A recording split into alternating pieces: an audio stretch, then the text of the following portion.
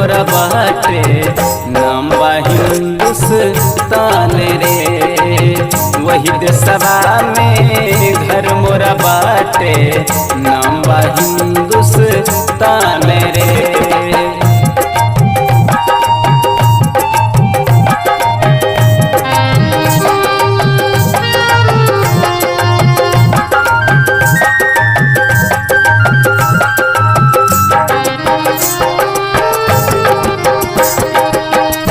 उत्तर में गिरिराज हिमालय, दक्षिण में सागर महान रे। उत्तर में गिरिराज हिमालय, दक्षिण में सागर महान रे। पूरब में ब्रह्मपुत्र बंगाला के खारी, पूरब में ब्रह्मपुत्र बंगाला के खारी।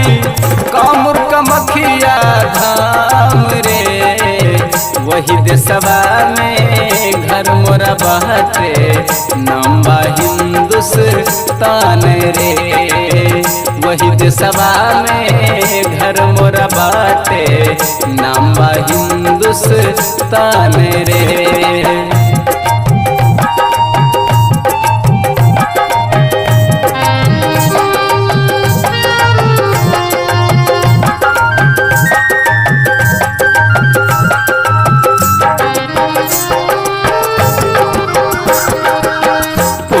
कुहक बोले कारी कोयलिया और सुना दे ले तान रे। कुहक कुहक बोले कारी कोयलिया और सुना दे ले तान रे। कान्हा पे हल लेके चले किसनवा, कान्हा पे हल लेके चले किसनवा। निहुरी निहुरी रोप धान रे। वही देशवा में घर मोरा बाटे नाम बा हिंदुस्तान रे। वही देशवा में घर मोरा बाटे नाम बा हिंदुस्तान रे।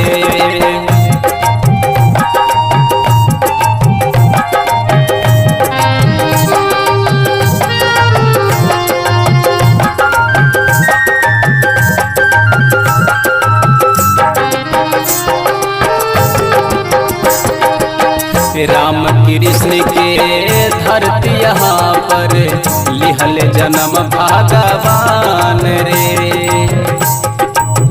राम कृष्ण के धरती यहाँ पर लिहल जन्म भगवान रे।